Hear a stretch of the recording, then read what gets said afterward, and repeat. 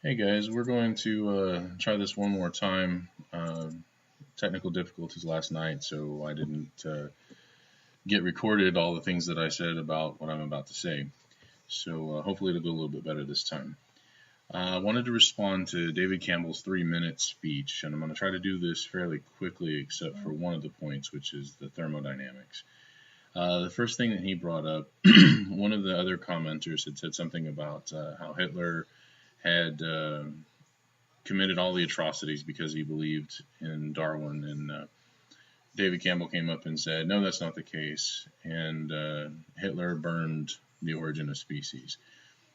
And I would imagine that David is just quoting somebody that had said that on the internet or that he had heard a colleague say or something. He'd never actually verified it for himself or dug down into it. But there's a book called Hitler's Religion. It's by Richard Weikart, who's a professor of history at California State University in Stanislaus. He's a senior fellow at the Discovery Institute Center for Science and Culture. And in his book, Hitler's Religion, he shows, using extensive evidence, that the origin of species and Darwinian evolution were actually embraced by the Nazi regime, and it was only the aberrant versions of evolution, such as what Ernst Haeckel was pushing and some others were pushing, that were burned because they weren't pure Darwin evolution. And so Hitler was very much an evolutionist. The idea of the superiority of the Aryan race is a big part of that. Both Darwinian evolution and the Nazis were very racist in their goals and in their teachings. So they go hand in hand. The evidence is actually there that Hitler hired all kinds of evolutionists to take over the schools, to be part of his command structure. It's just overwhelming when you get down to the firsthand evidence instead of just doing some internet hearsay type stuff. And David Campbell was just wrong on that one. So the next one is the comments that he made about thermodynamics. And spend a little bit of time on these, and then I'll move on to the last couple of things. And I hope this doesn't go too long, but David said, I understand the second law of thermodynamics because it applies to plants.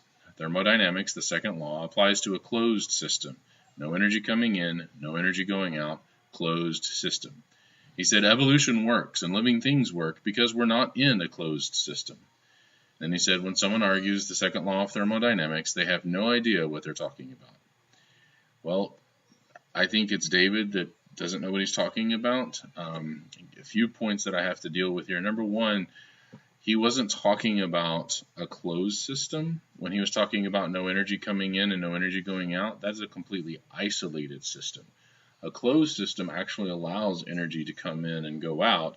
It just doesn't allow matter in and out. Okay, so that's one difference. The open system allows both matter and energy. He also said that the second law of thermodynamics applies to plants, which are an open system.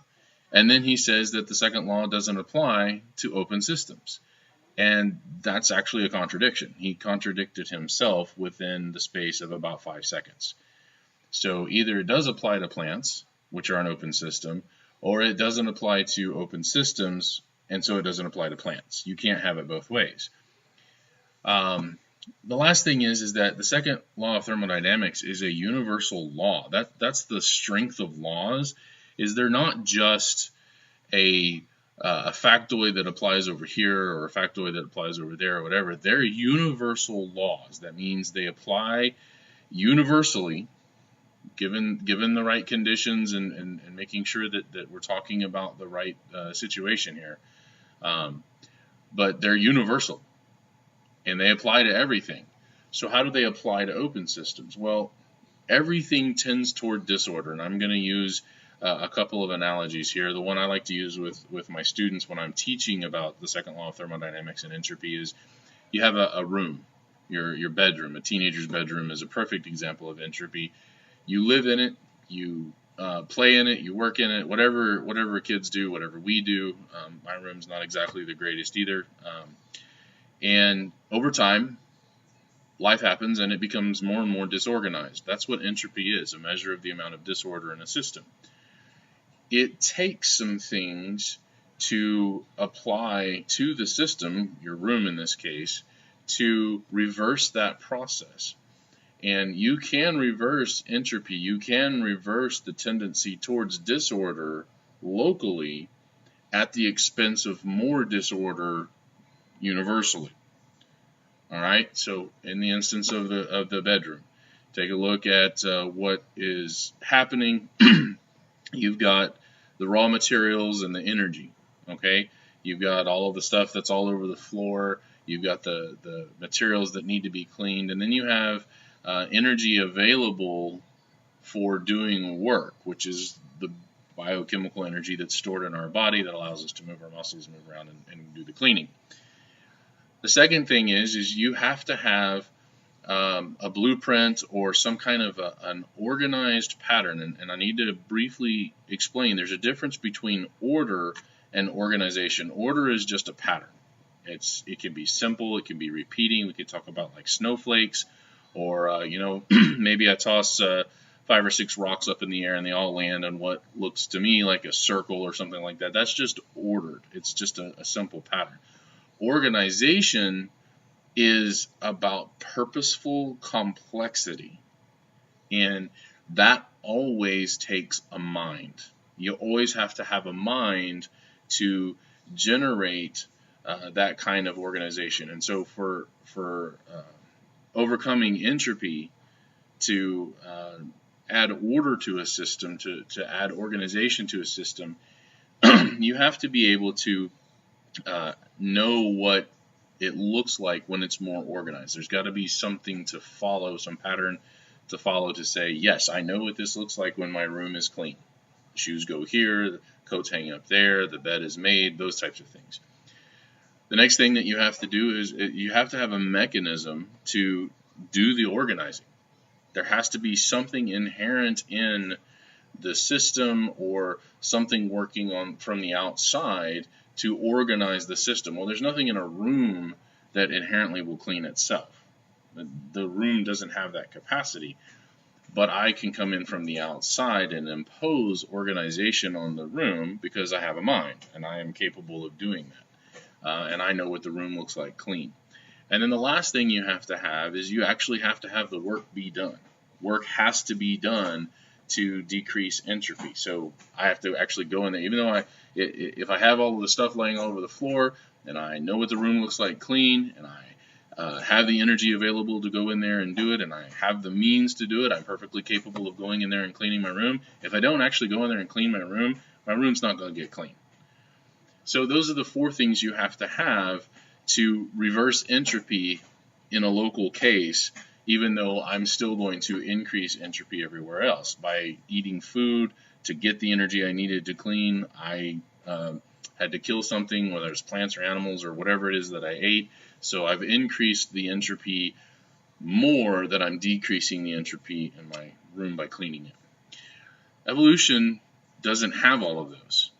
Evolution is a violation of the second law of thermodynamics because it is the biggest, longest, most relentless increase in organization, complexity, versatility, whatever you want to call it, that man has ever invented, all without having the necessary things to reverse entropy. Yes, let's grant for the moment that we look back millions of years ago and there's the primordial soup that they talk about. Well, chemicals are the raw materials. We get energy from the sun. Those things are available for evolution. The blueprint, the thing that says this is what a cell would look like. In fact, I've heard it put that it's more like a library. With a bunch of books, DNA is more like a library. The library didn't exist.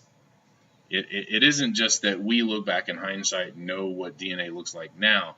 It's that it had to be available to follow as a pattern back then as an inherent part of what was there. And so if we eliminate everything but just natural mechanisms and what is in nature itself already, there's nothing in chemicals that represents that library of information. It just didn't exist. The next thing is there's no mechanism.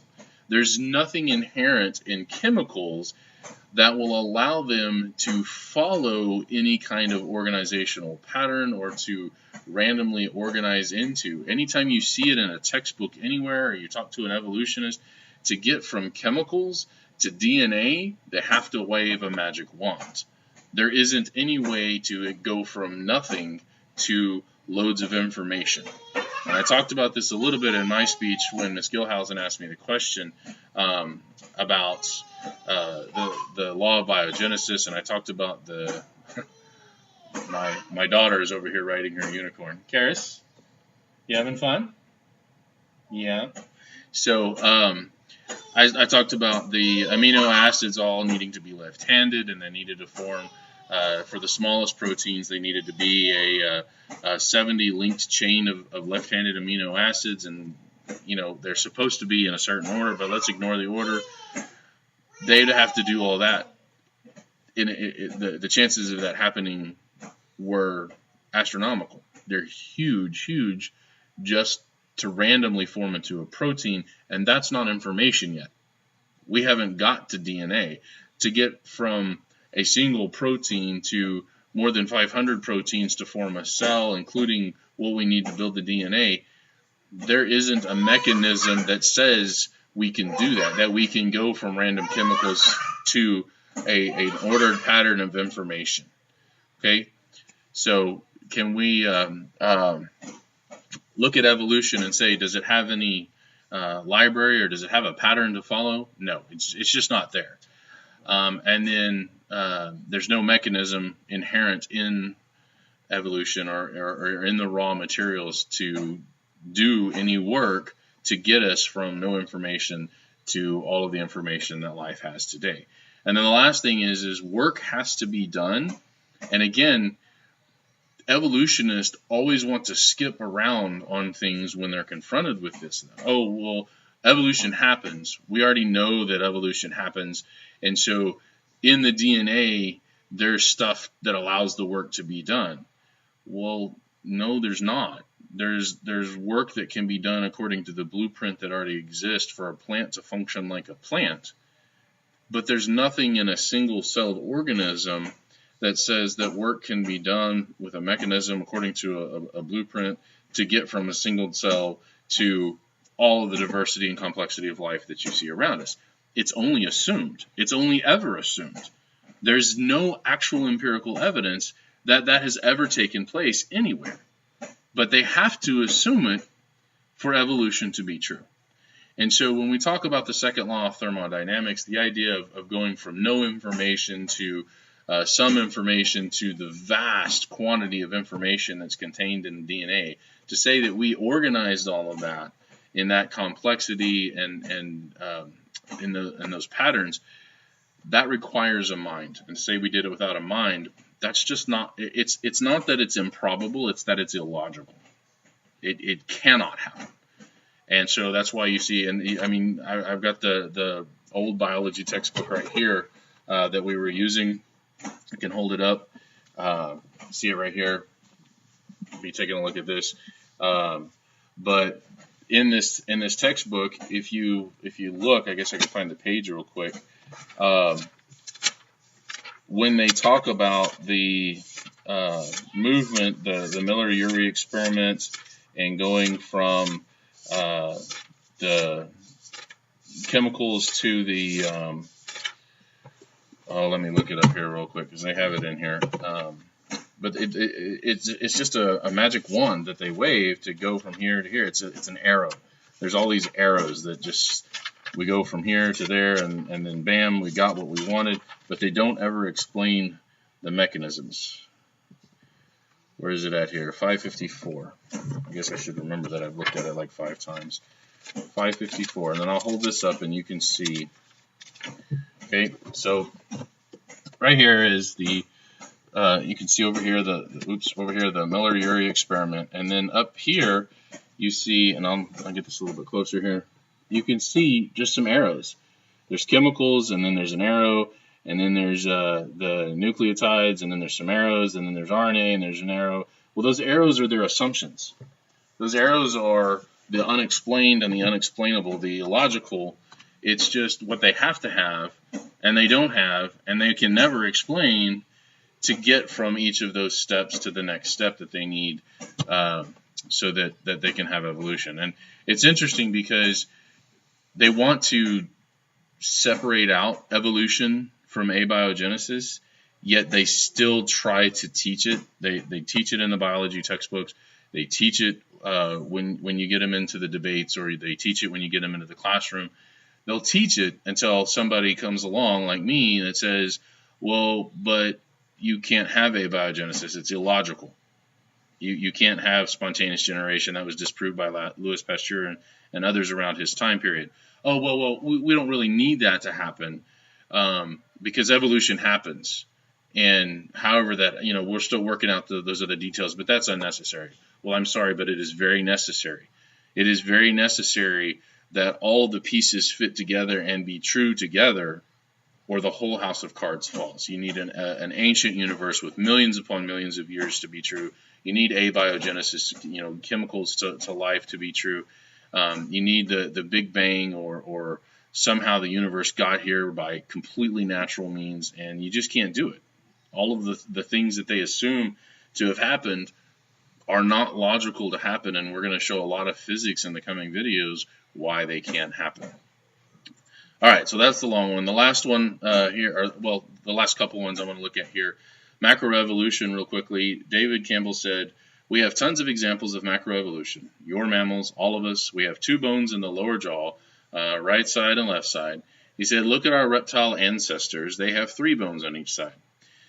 So to dissect his argument here just a little bit, we're different from reptiles. We're going to assume and assert that there are ancestors without offering any proof whatsoever. And so this thing that is different from us somehow is evidence that we're the same. That's not a logical argument. That's completely illogical. They have 3 bones, we have 2. Why does that prove evolution to be true? They're reptiles, we're mammals. Why does that prove that evolution is true?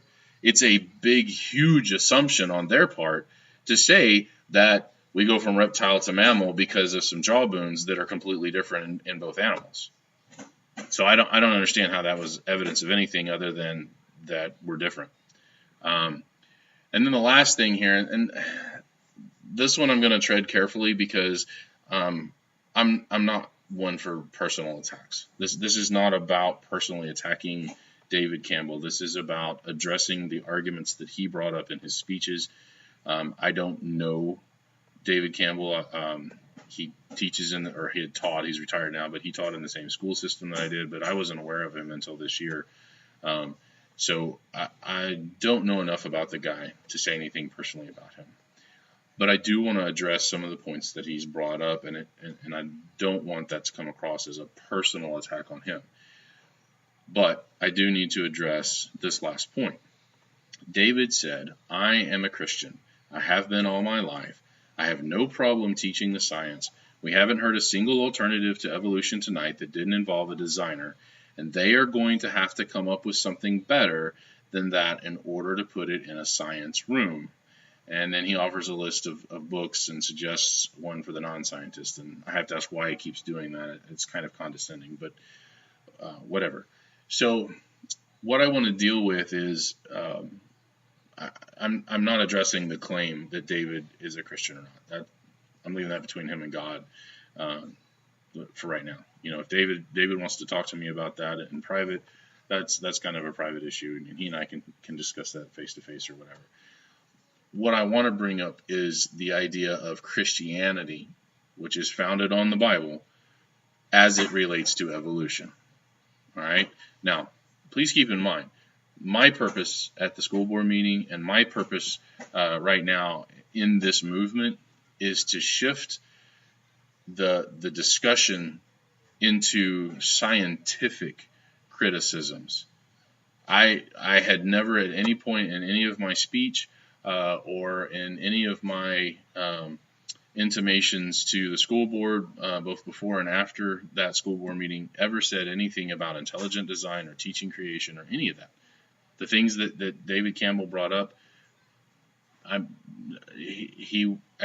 would call that a straw man. I honestly would, because that's not what we're asking to do. We're asking to be able to teach the science, the known research-based science that shows that evolution has flaws. All right? So he brought in this idea of Christianity. He's the one that brought it up first that night. And so based on that, I want to address the idea of how the Bible and evolution relate. See, the idea of Christianity is that you believe the Bible to be true, that you believe it to be the inspired word of God. To say you're a Christian but to reject the Bible is nonsensical. That's illogical. And I'm sure that there's probably people that do that. There's certainly people that do that to an extent. But to say that you reject the entirety of the Bible and then I'm a Christian, that's not rational. So let's see what the Bible has to say about it. There are two different verses that specifically, and there's a third one that's involved, but I don't really use it as a proof. It's more of a corollary. But there are two verses, either one of which could show that theistic evolution, the idea that God created the universe but he used evolution to get us here, is absolutely false. It's a compromise. It's a weak position, and it's just not tenable. First one is in Exodus chapter 20, verses 8 through 11. And in that passage, Moses has come down with the Ten Commandments, and he is describing the Sabbath day, the law concerning the Sabbath day. And he says to Israel that you're going to work for 6 days and you're going to rest on the seventh day, because God created the universe in 6 days and rested on the seventh day. Right there, we have an equation of the days of the Israelite work week and the creation week. It's a direct comparison that is a cause and effect relationship. Because God worked for 6 days and rested on the seventh, you will work for 6 days and rest on the seventh. And it wasn't long indefinable periods of time. It was a 24-hour day. And we know this from the text of Genesis 1, because on days 4, 5, and 6, when the sun did exist, it says evening and morning. And it says this from Moses. God, through Moses, was speaking to a bunch of recently freed slaves wandering in the wilderness. And they would have understood it. Hang on, I'll be right back. All right, we're back. So anyway, in Genesis 1, you have evening and morning are the first day, the second day, the third day, all the way through the sixth day. Well, on days 4, 5, and 6, it's with the sun, understood by these former slaves who are wandering in the desert, to be literal days. And then that makes 1, 2, and 3, even though there is no sun specifically, you still have the earth rotating. And so you still have literal evening and morning are the first, second, and third days. So that's one passage, Exodus chapter 20, verses 8 through 11. And the other one, again, these could stand alone. The other one is Matthew 19, verse 4. And in that passage, Jesus says, he's talking to the Pharisees about divorce, and he says that, haven't you read, in the beginning, he made them, referring to God, male and female. Well, in the beginning refers all the way back to Genesis 1. In the beginning, God made male and female. If we're talking 20 billion years or 13.7 billion years is the beginning of the universe, and man doesn't come on the scene until billions of years later, that's not the beginning of anything. There is no beginning there. Even if you hold to this idea of the day-age theory, where each day of creation is an age, man is not created on the beginning of anything. It's not. It's a nonsensical word. The word beginning doesn't have any meaning if you try to shove it into the idea of this day-age thing. So either one of those passages, and if Jesus didn't understand, then he wasn't God, or he did understand and was lying, still not God, and the Christian faith is completely in vain. I'm not trying to hold up the Bible at this point in time as evidence. I'm saying that if you are a Christian and you believe the Bible, you can't also logically hold to evolution. They're mutually exclusive ideas. There's the theistic evolution. All that is somebody compromising what they should believe about God, who is omniscient and capable of understanding the entirety of creation, and also capable of effectively communicating with that creation. They're trying to balance their belief and worship in Him with science, which admittedly is always changing. The things that we learn about the universe are constantly changing. So it may be that later on down the road, somebody comes along and says that the universe isn't that old. The science shows that the universe isn't that old, and everybody starts to believe that. The unanimous consent of the scientists or whatever is that the universe is not very old. Well, then the compromise has to change because the science has changed. God doesn't change. He spoke truth. He revealed truth, and that should be the anchor for somebody who claims to be a Christian, and everything else in terms of compromising type things should be secondary. Now, I'm not saying that a person who says they're a Christian who also believes in evolution is by default not a Christian. What I'm saying is that they're not being consistent, and that's different. And they have to reconcile the idea of, okay, well, the Bible says this, evolution says this, they're mutually exclusive, I've got to pick one, because that's the only way to be consistent with it. Anyway, that's all I've got. That covers the extent of what David Campbell said. I have maybe one or two more that deal explicitly with the school board meeting, and then what I want to do after that is move into more general scientific topics, maybe deal a lot with the upcoming textbook and what it contains. I might look at the old textbook and see some of the things that it contains. I've got some other textbooks from other schools. We can talk about what they teach and how they teach it, and that they do teach evolution as if it's fact, in spite of the whole back and forth on what the word theory means. They do teach it as fact, as a foregone conclusion. So we can explore that a little bit too.